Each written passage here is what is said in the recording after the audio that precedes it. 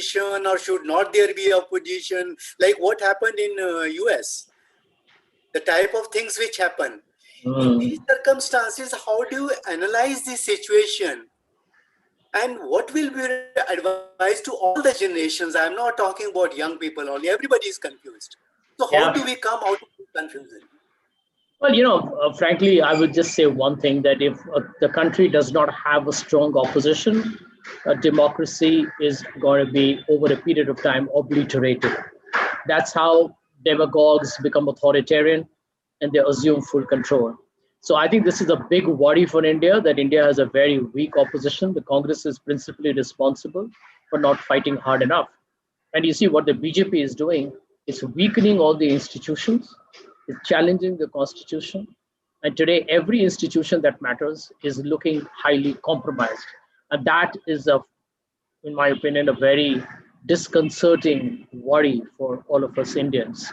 My suggestion will be that you need a very independent media.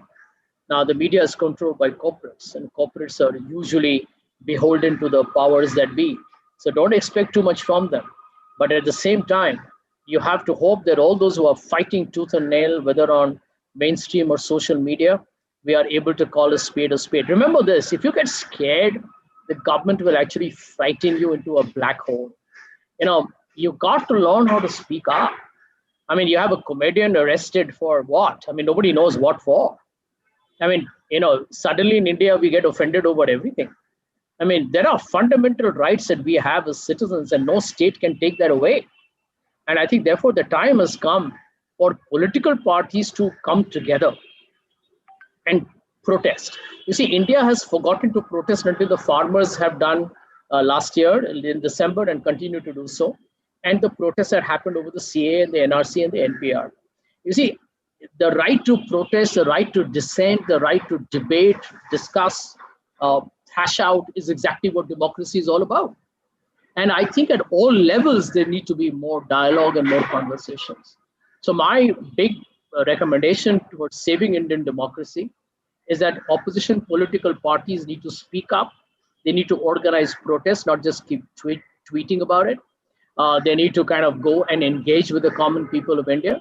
They need to take up issues, not just go and attack Prime Minister Modi. He seems to have carved a certain niche for himself, and people, even if they're unhappy with the economy and the coronavirus and the migrant crisis, they still vote him because they say, hey, there is no alternative. But I think we need to change the narrative. There is no such thing as an indispensable leader. No political party always wins. No political party always loses. The BJP is going to lose sooner rather than later, maybe 2024, and there will be an opposition that will come to power. The question is that we need to be engaged. Sir, like you, Harsha, Saurabh, whoever else is watching this program, be engaged, be active, speak up. But if you're going to be, we are going to behave like, people who are going to run into a hole and we are just like chickens and we are cowards, then I'm sorry, nothing is going to change. Please remember, in America, people went out there and took on Donald Trump. They took on Donald Trump. He thought he was going to win this election. He lost it. He may have won 70 million votes, but he still lost by 7 million votes. So I think we need to recognize that you need to be out there. You need to participate, not just vote in an election, but go out there and participate on issues of societies and the nation's concern. आपकी मुझे bilingual वाली बात बहुत अच्छी लगी, क्योंकि आप बिहार से हैं, आप मुंबई आए, आपने जिंदगी में बहुत सारे उतार चढ़ाव देखे। तो मैं ये जानना चाहूंगा कि एक व्यक्ति को, अगर सौरभ को अपनी जिंदगी में कुछ डिसीजन लेने हैं, तो उसमें क्या ध्यान रखना चाहिए? देखिए, मैं तो सबसे पहले ये कहूँगा कि सबसे बड़ा जो किसी भी युवा के लिए जो एक तरीके से एक जिंदगी का एक दौर में जो समझना बहुत ही अनिवार्य है, वो ये है कि हर चीज़ आप अपने आप नहीं कर पाएंगे।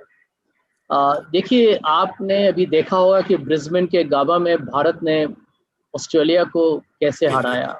इसके बारे में चर्चा सालों तक होगी कि जिस टीम में 11 खिलाड़ी तैयार नहीं थे खेलने के लिए, क्योंकि कुछ लोगों को चोट लगा था और बाकी लोग एक तरीके से उनके पास उतना प्रैक्टिस में नहीं था मैच के लिए, वो लोग इतना एक बुलंद टीम, इतना मजबूत टीम को उन्होंने उन्हीं के जमीन पर हराया है। क्यों? क्योंकि देखिए, एक गेंदबाज या एक बल्लेबाज के बहुत ही अहम प्रदर्शन से कोई टीम नहीं जीतता है, सबको योगदान करना पड़ता है।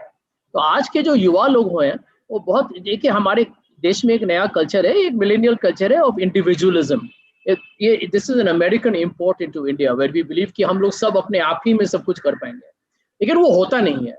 तो आप यदि आज युवा हैं तो मैं आपसे अनुरोध करूंगा कि आप एक तजुर्बा आपको जिंदगी सिखाएगा, लेकिन हमेशा ये याद करके रखिए कि आपको दूसरों के साथ काम करना पड़ेगा। और जब आप दूसरों के साथ काम करते हैं, चाहे वो महिला हो, चाहे वो दलित हो, चाहे वो मुसलमान हो, चाहे वो गरीब हो, मतभेद मत लाइए। जात धर्म इसका कोई महत्व नहीं होता, समझ गए हैं? भारतीय टीम में देखिए हर राज्य का कोई ना कोई व्यक्ति भारत के लिए खेलता है। आप नहीं पूछते हैं कि उसका धर्म क्या है। 26/11 में जब बम्बई के ताज और ओबरॉय में हमला हुआ था तो किसी ने पूछा क्या कि नेशनल सिक्योरिटी कमांडोज में जो लोग हैं वो कौन से धर्म का है, या बिहार का है, या हिमाचल का है, या तमिलनाडु का है? जब हमें जरूरी पड़ता है तो हमें कोई संकोच नहीं। बाकी समय जो लोग राजनीति में है वो हिंदू मुसलमान क्यों ले आते हैं भाई? वो दलित के पीछे क्यों लग जाते हैं? वो ये महाराष्ट्र में क्यों बात करते हैं कि ये बिहार का है या उत्तर प्रदेश का है? क्या फर्क पड़ता है? भारतीय है ना लोग।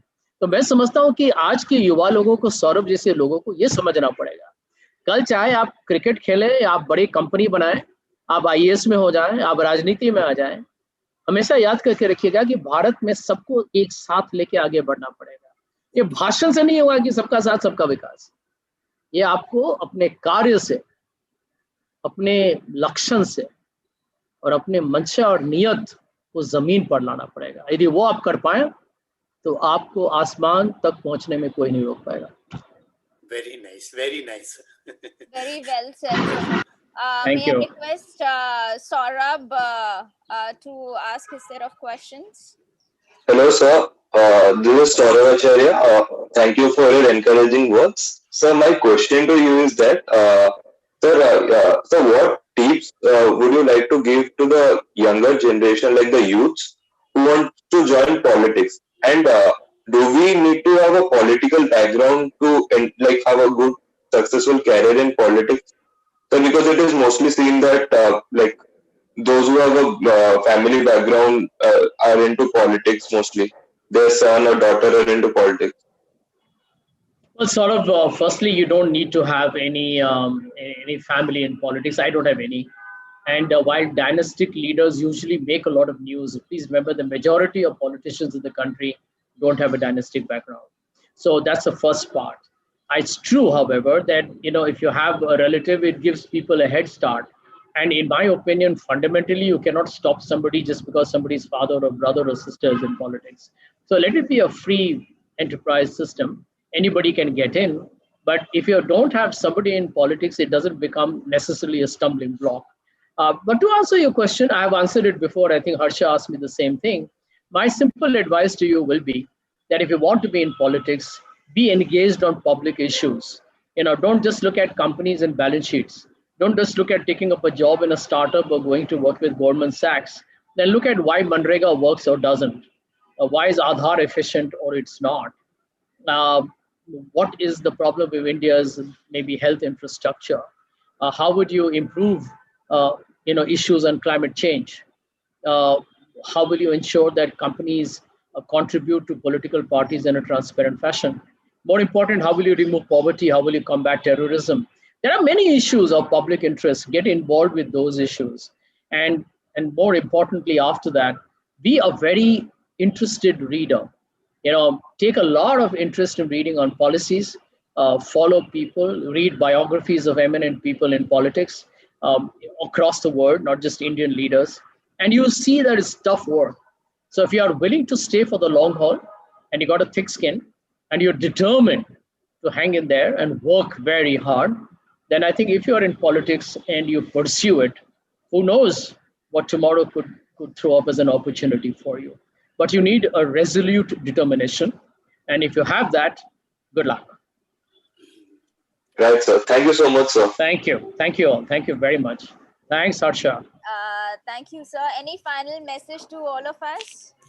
Well, all I say is that 2021 looks to be a very promising year, Harsha. I think 2020 is behind us. The vaccines have been rolled out. India may see a recovery in terms of the economy.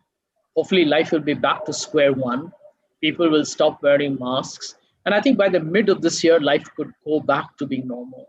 My only advice to everybody will be don't forget the lessons of 2020. And 2020 taught us one thing: don't take anything for granted. Don't take your environment for granted. Don't take anything for granted. And learn from that the one thing that I believe makes the biggest difference: humility. That we think we are, bigger than everyone else, but it takes one invisible virus to cripple the world. And therefore, I think we should always be humble and be very open-minded to change. And more importantly, be prepared for any situation and have a plan B ready. Wonderful. Thank you so much. It's an honor to have you with us today. So nice, sir. We look forward to seeing you back on television channels, debating, arguing, and everything, and see you live in action in politics. Thank you very much, Harsha. I promise that I will not let you down. Thank you.